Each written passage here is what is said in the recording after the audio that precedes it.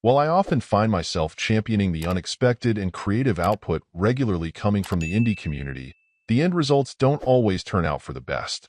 Whether it's genre hybrids that don't quite come together, titles with clear ambitions that simply aren't fulfilled, or any number of other snafus that can hold them back from greatness, I have no doubts about how hard it can be to create games that aren't only well-conceived, but also well-made.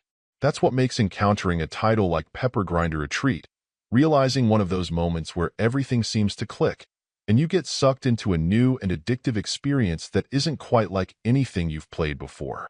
Feeling somewhere between a platformer and perhaps a stunt flying game, Pepper Grinder is all about digging your way to success. The thing is, your drill isn't the slow and inefficient type. If anything, you can drill faster than your character can run, and that makes for a bit of a roller coaster ride in terms of the gameplay. While later stages continue to add new complications and elements like a limited-use gun, grapple points, cannons, and more, the common thread is the frantic and generally loop-de-loop digging of trails and jumping between areas at a bit of a breakneck speed.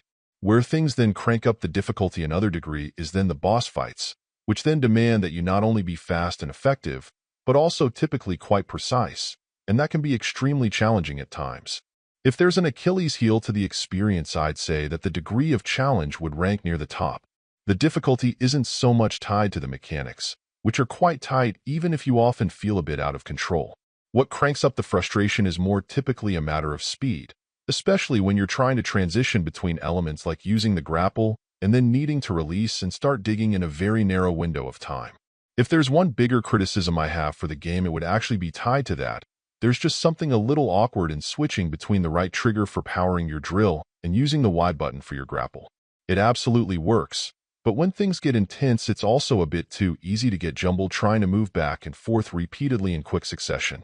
The game does give you a saving grace to deal with this problem though, and I found that especially for some of the tough-as-nails boss fights that it was essential, and that's the option to slow the game speed down. In the options menu, you're able to take the game down to half its intended speed, though that's pretty excessive, and I found that at about 85% my level of success jumped substantially. It may not be an extensive accessibility suite like you find in some titles, but it absolutely helps make the game more approachable to just about any skill level. Despite its default level of difficulty perhaps being a bit too high for the less hardcore crowd, Pepper Grinder is a smart, inventive, and exciting experience. With each new zone, it continues to find new ways to test and challenge you, making it hard to try to say that it allows itself to ever get terribly stale with a straight face. While there are some contemporaries that have gone to great pains to help you tweak multiple elements of gameplay to help it be more accessible, this has more lean support in that area. That said, the simple inclusion of a way to slow the game down absolutely opens the door to scaling the challenge down however you may see fit.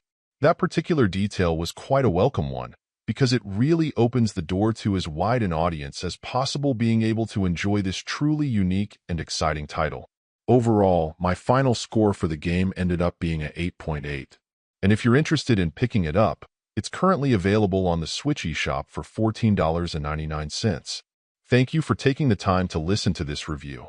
And if you'd like more information or ideas of indie games worth checking out on Switch, be sure to click on the link provided in the description. Until next time.